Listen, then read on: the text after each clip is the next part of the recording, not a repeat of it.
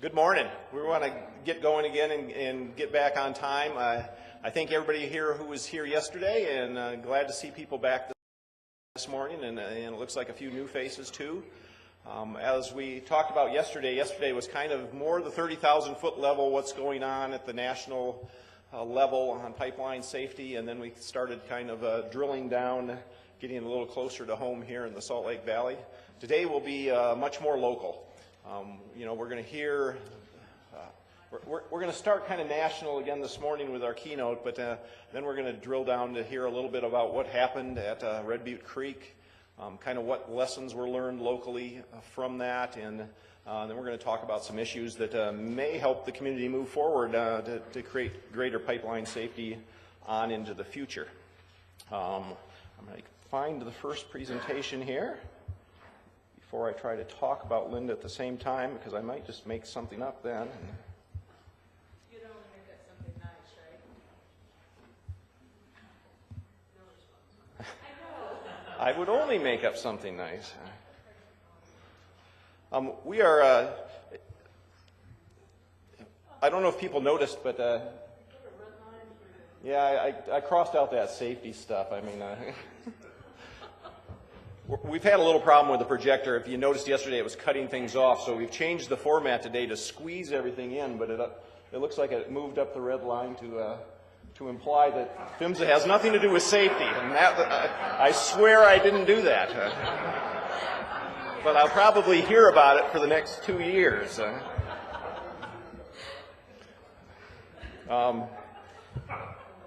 If you noticed yesterday and again today, we managed to get some national people in here to talk, which is fairly rare for kind of a local type conference like this. We had Bob Kipp, who was the president of the Common Ground Alliance, here yesterday. We had a lot of people from PHMSA here yesterday. Today we have some more of those types of folks, and we're really pleased to have Linda Daugherty, who's the Deputy Associate Administrator for Policy and Programs at PHMSA, which, again, for all the alphabet soup, PHMSA is part of the U.S. Department of Transportation, and they are the federal agency that oversees pipeline safety throughout the nation. So we are really great in what the Deputy Associate Administrator, she's really one of the top 3 people in the whole agency that's not a political appointee. So she's a person that has been there for the long term and is not at the whims of whoever happens to be in power at the time. So she's one of the top 3 people in the whole agency. So I'm thrilled to introduce Linda Daugherty, who I've known for a few years now, and she's going to kick us off with a keynote this morning. Linda.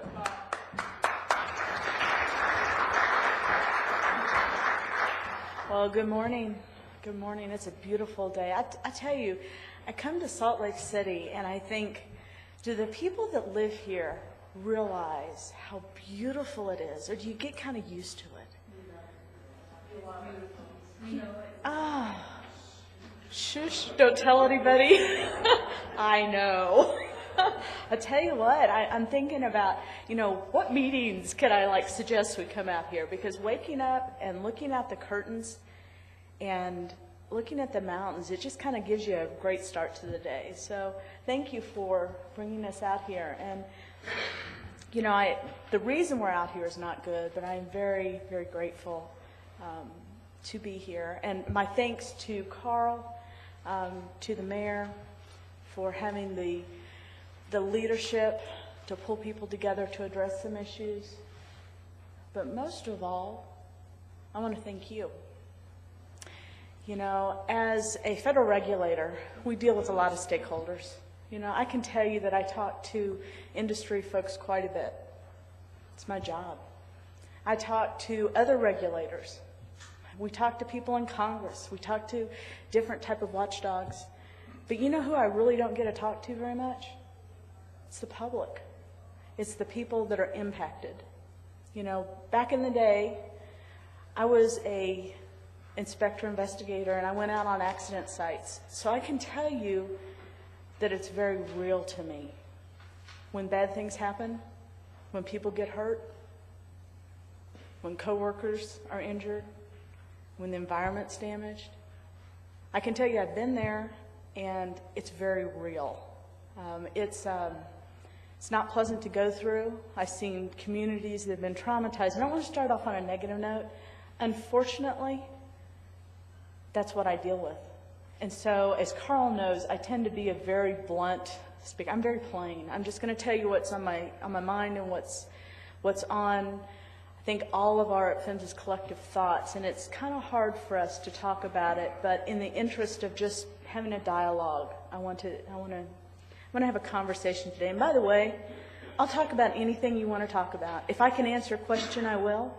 So if I start wandering off, Carl, or if you see people that want to ask questions, you let me know and we'll stop and we'll talk, okay? So you heard yesterday, this is going to take about 2 seconds.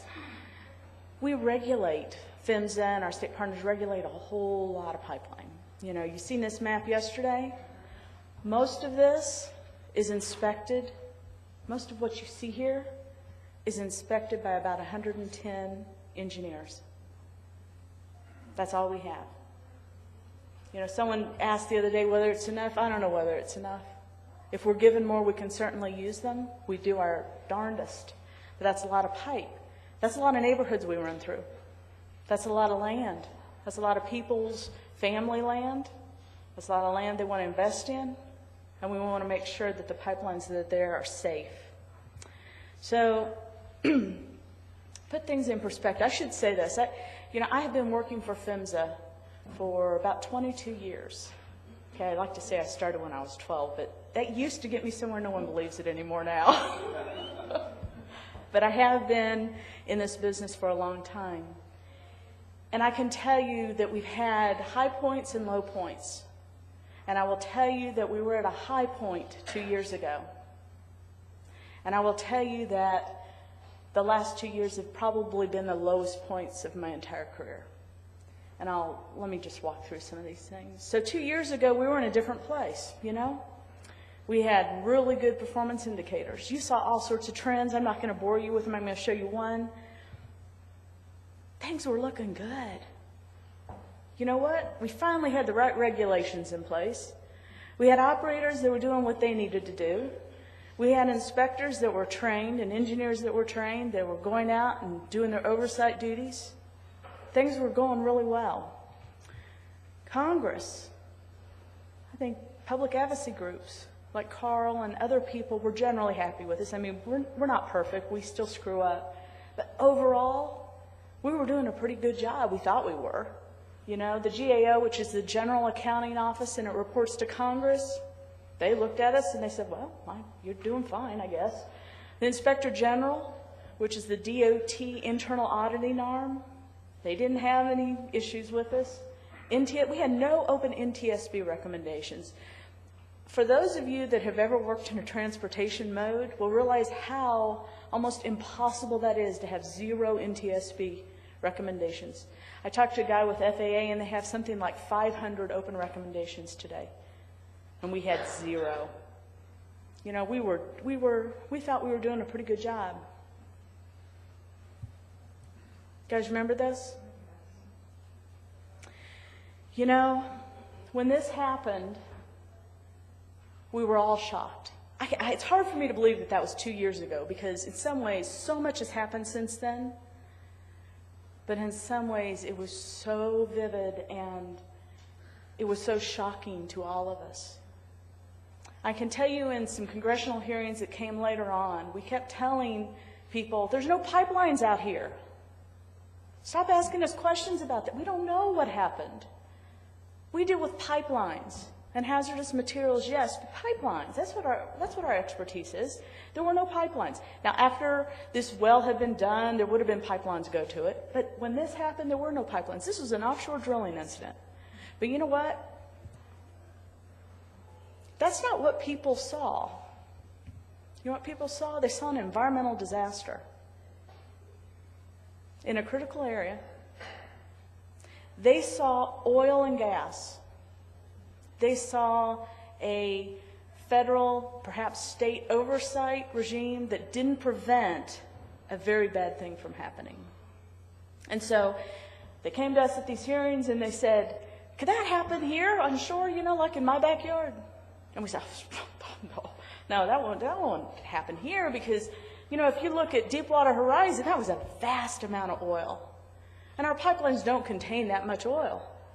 You know, it wouldn't happen.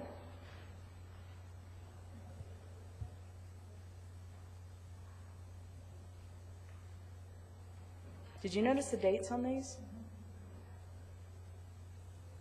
Okay. So did it happen? I think so, to some degree. Maybe not to the extent of Deepwater Horizon, but there were some environmental tragedies. So you look at Deepwater Horizon, there were a bunch of people killed on that platform. So Congress asked us, and they said, so could people be killed in our backyard? Well, that's a different issue. That's offshore platform. That's not a pipeline, remember? But it is oil and gas. It was a hazardous material. Notice that date? You guys have seen these pictures. You saw them when Carl played his video. That's somebody's home. That's a neighborhood. That's where our families live. This incident, like Bellingham before, hit people hard because that wasn't somewhere out in the Gulf of Mexico. That was next door. That was families. Okay? You watching these dates? It's Philadelphia. Families destroyed. Allentown. And you know who's getting questions about this? My family is asking me, what's going on? I've been in this business a long time, and I don't have answers for this. Chicago. And I'm not going to tell you it stops there because there were some incidents after that. I showed you some that got media attention, but you know what? There's way too many. The last 2 years have been traumatic for all of us. A lot of things happened that should never have happened. We look at what we do every day, and I can guarantee you everyone that worked in a state or federal regulatory agency was sitting back going, what is going on? What is happening?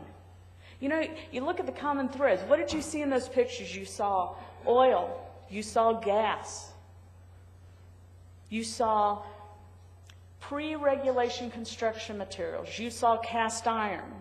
You saw leak detection. You saw problems with response. You saw different parts of the country. How could we have had so many major events in 2 years? We don't see the common thread. We're looking for it. But there was a lot of things that happened. So my main message, if I say anything today, is this stuff hits home. We take this very serious. It's easy to hear a federal regulator or a federal representative and just say, oh, they're blowing smoke again. They're trying to get out of, deny responsibility. This stuff is serious because it affects all of us. So we had to ask a lot of questions, but you know what? I'll tell you, we were asked a lot of tough questions. And you know who was doing the asking? People like Carl, people like you. And you're asking the questions that need to be asked. When you're in a business for a long time, there's a possibility you could get complacent. You remember me saying things were going so well? Things were great. I'm not saying we didn't have our baubles, but boy, we were doing good. Did we get complacent? I don't know. I think about that a lot. I think, what could we have done to stop, prevent some of this stuff? How could they have happened? I look at our inspection staff. We have got some really good people, and they work their butts off. And I can tell you, when they go out on an accident investigation, the same people that do the inspections of these facilities, that go out and look at records, are the same people that do accident investigations. And they meet with the victims' families. They meet with Joe, who worked right beside Sue, and they have to ask John, so what was Sue doing right before she died? It's very real to them. And we're all wondering, what could we have done to prevent this? I don't know that we have the answers yet, but we are working on them, and we are trying to find answers and improve them so that these things do not happen again anywhere else.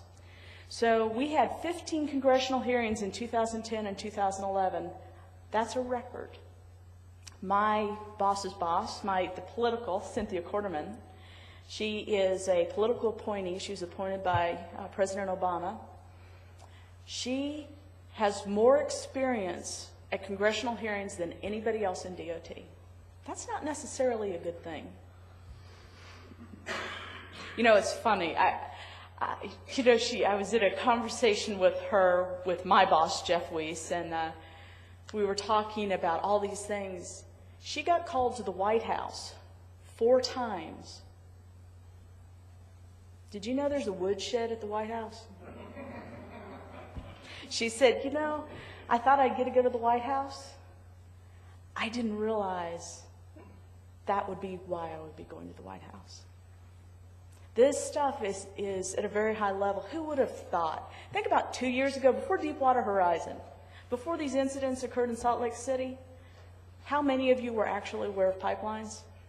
Would you ever have thought that our presidential candidates would be debating pipeline issues?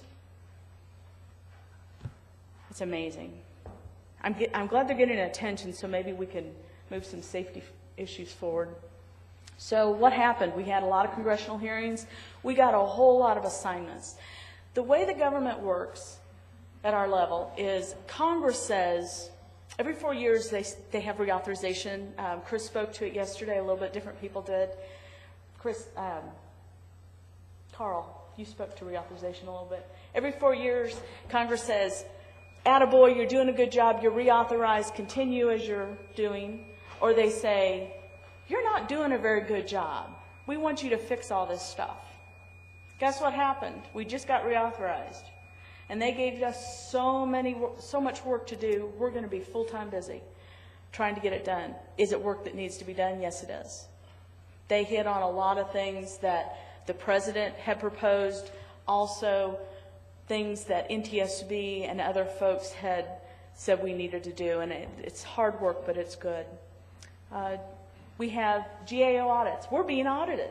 Guess what? We get audited. We get audited by GAO and DOT, and they're all over us. I remember I mentioned 2 years ago everybody was happy with us. They aren't so happy with us anymore. So we're spending a lot of our time responding to their requests. I think that's a good thing. I think sometimes people have to you have to bring in someone who's away from the program and look at the program and say, are there areas you need to improve? That's what's happening to us. We are being reviewed for our adequacy. It's tough to be audited. It's hard for us, but it's good. So the administration, remember those 4 trips to the White House? The administration believes a fix is needed.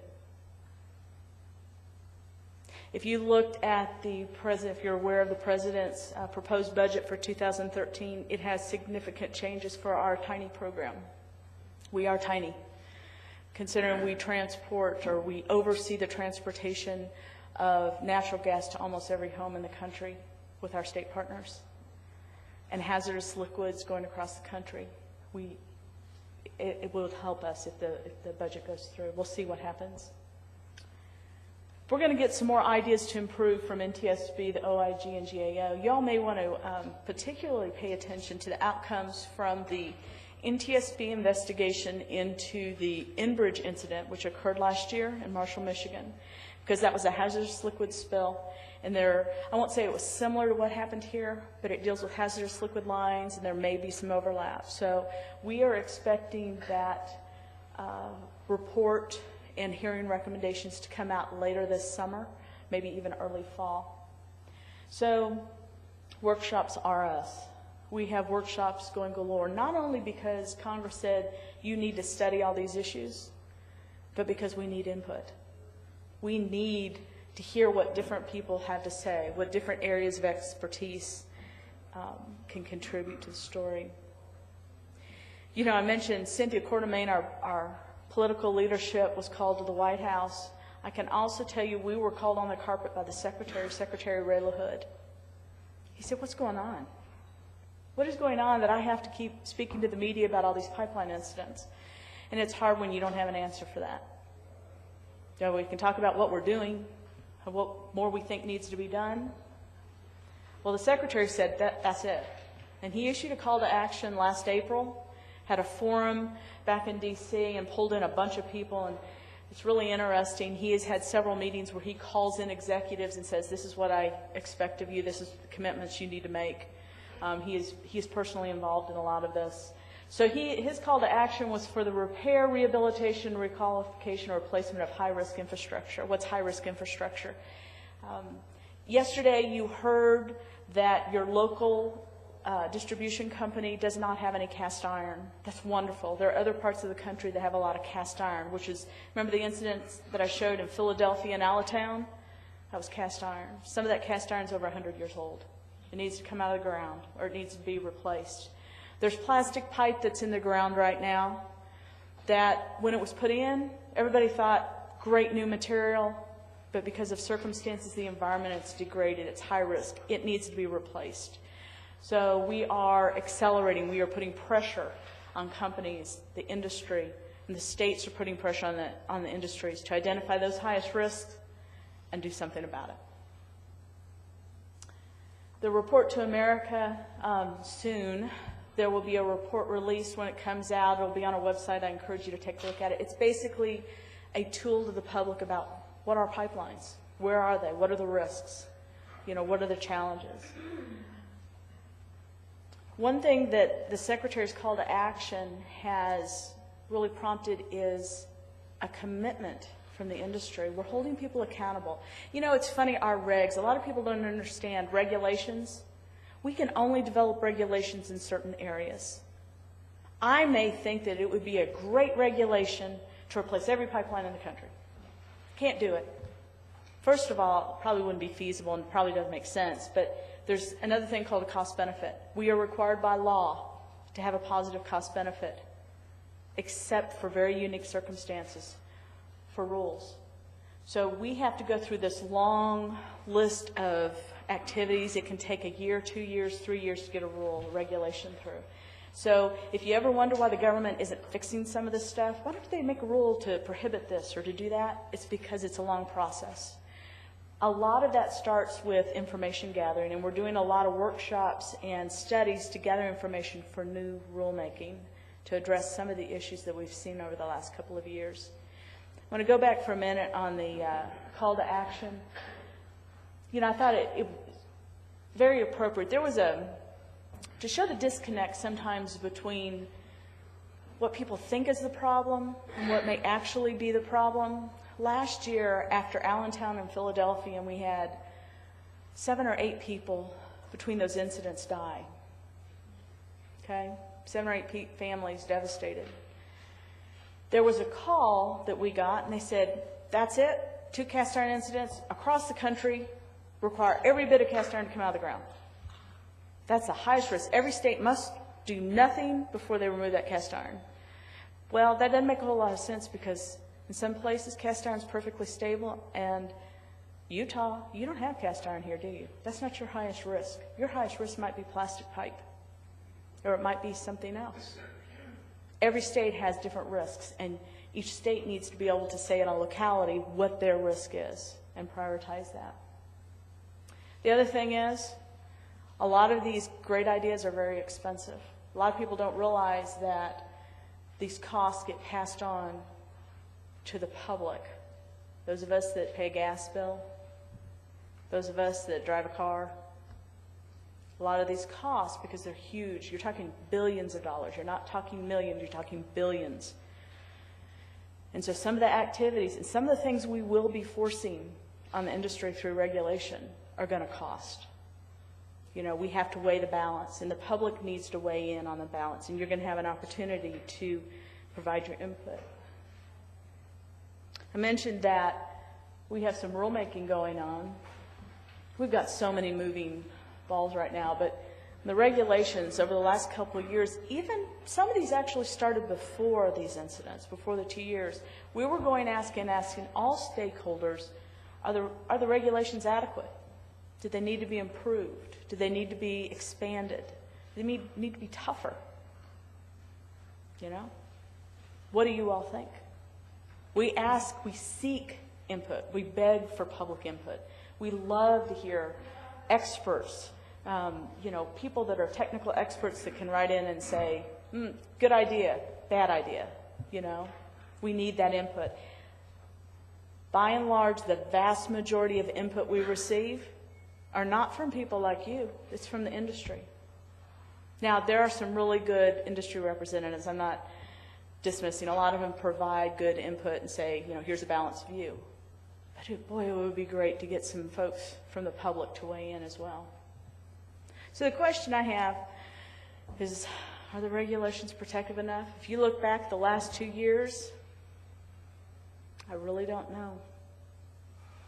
What keeps me up at night is this stuff I don't know. I think we've got a good set of regulations out there, and we've got a good set of folks doing oversight. And I think that as someone mentioned yesterday, trust but verify the industry. The industry has an incentive to not have their pipelines fail. Okay? But maybe we can be doing a lot better. But we've got to figure out what that is. So, put it in red. We need your input. I'm harping on this a little bit because we really do. The fact that you showed up here showed you have an interest, or your boss told you to come here.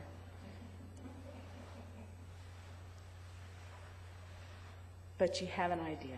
You are now more educated. You're probably the most educated people in the area about pipelines other than the people that work for pipelines. Okay, so we have a couple of events.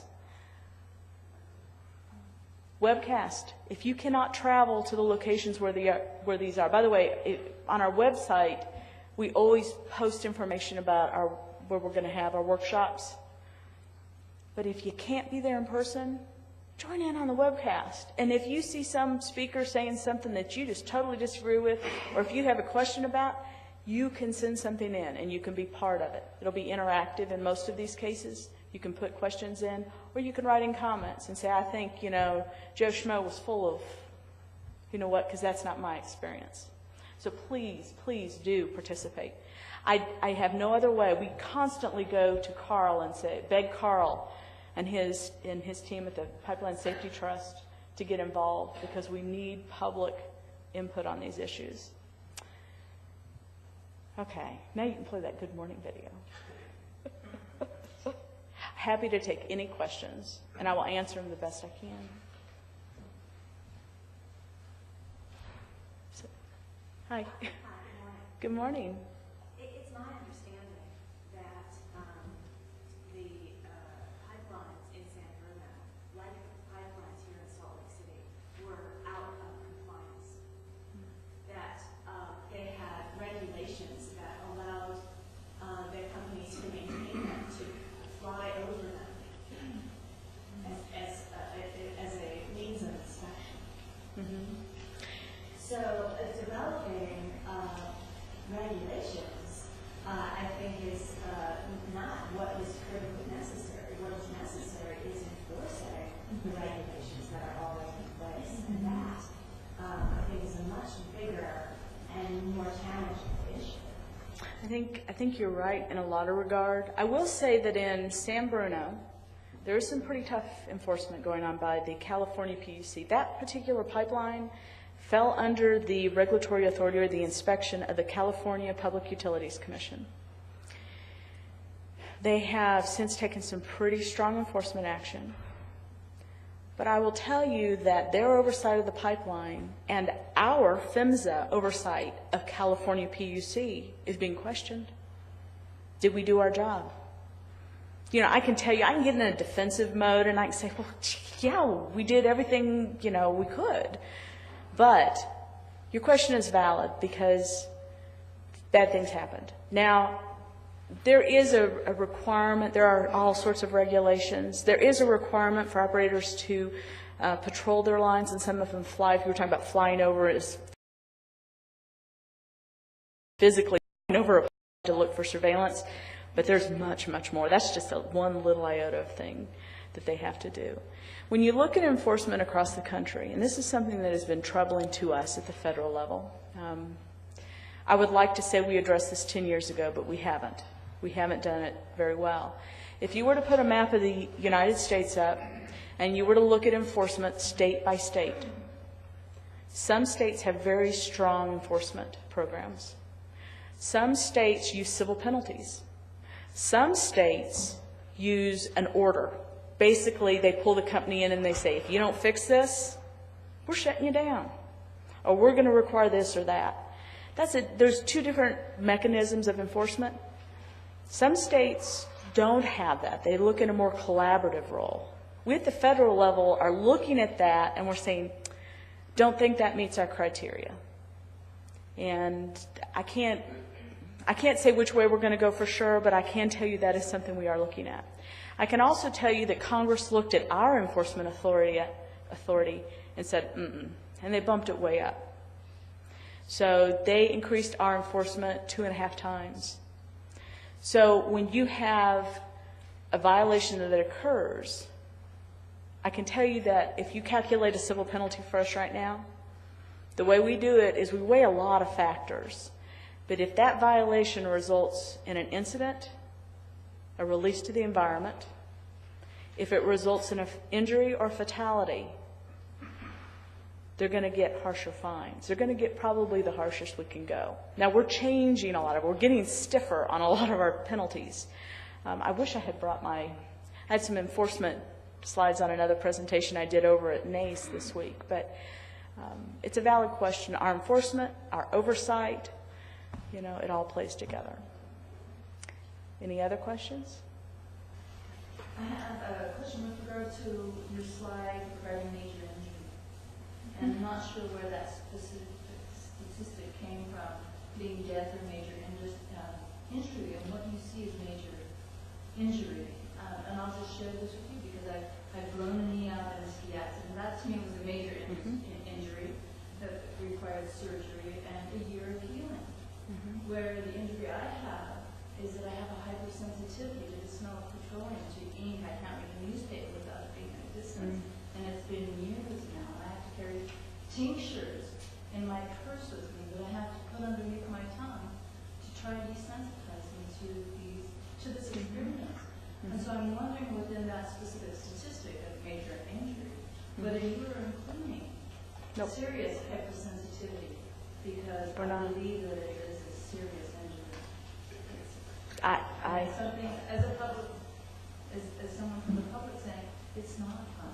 I was making a mistake. I decided to take a train ride, not thinking about the smell. And we had a sweep by the time I got to San Francisco. I was so sick. I had to go to bed for the evening, just really, really nauseous, headaches. That's got to be very rough because it's all around you. It is everywhere. That's going to be really tough. I can tell you that chart does not look at that. Maybe it should.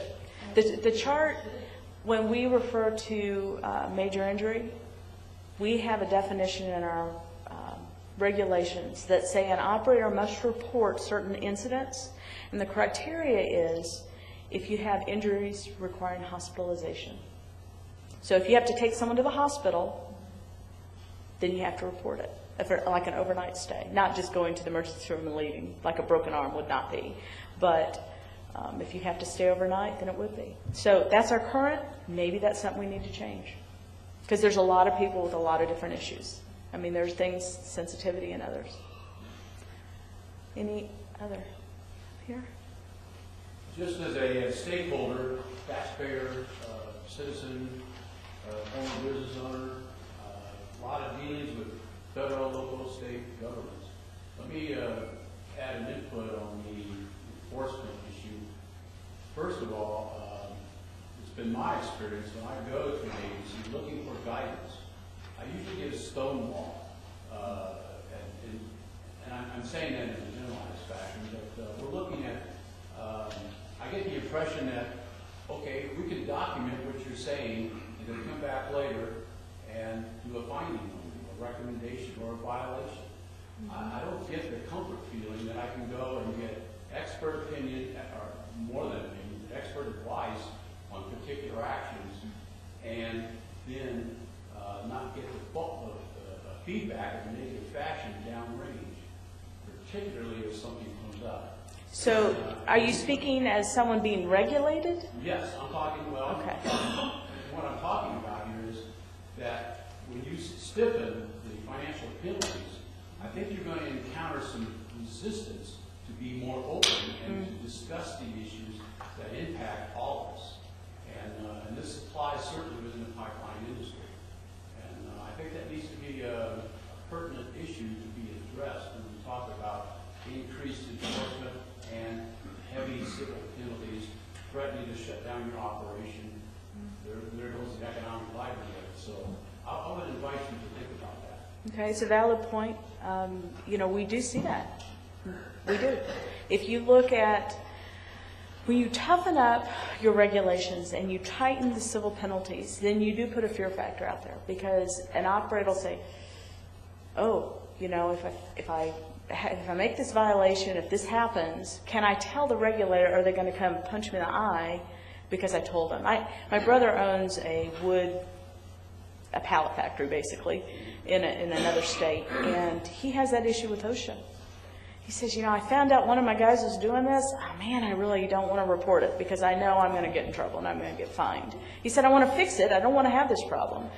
We do have, in the federal side, we do have, and I'll say it's unofficial, but we do have a situation. If a company comes to us and self-reports, I can't tell you we're going to give them just say, okay, that's fine. But we do have a practice that if a company finds a problem in their system, if they take action to fix it and they document it. So we do not require, currently we do not require an operator to self-report a violation. We don't require that. However, when our inspectors go out, they're looking through company records and they find a violation, okay? And they see that that company said, holy cow, we screwed this up. Here's what we're doing to fix it. Here's what the action we're taking to make sure it never happens again. We are less likely to take a very strong enforcement action on them. Now, I will tell you what has happened before is we've had a company that has had a problem. We've gone out and found it. And, oh, well, we were going to fix it. Sorry, that doesn't cut it. You know, if we find it, I don't care what you were going to do. You need to fix it. You know, companies are responsible for the safety of their pipelines. That's it. My job is to go out there and make sure you're doing it. So they have that responsibility. It's up to them to make sure if they have a problem, a violation, that they fix it and correct the circumstances. If we find it, we'll look at mitigating factors. But you do have a very valid point. Am I out of time, Carl? Maybe one more. There was one. I saw one more hand. Maybe not. Oh, Wait a minute. You were looking for a common thread. I was in New Orleans in April 2010. I came back here. I lived next to Refuge Creek, and then last summer I went to Montana. So I'm glad you came up with a few more examples on the common thread. well, I have to share something with you. This job that I'm in right now, guess when I started? I was a region director in Atlanta until March of 2010. Deepwater Horizon was in April. So they keep looking at me and I'm going, no, it wasn't me. I don't have anything to do with it. I now have another person I can blame. Anything else? Thank you all very much.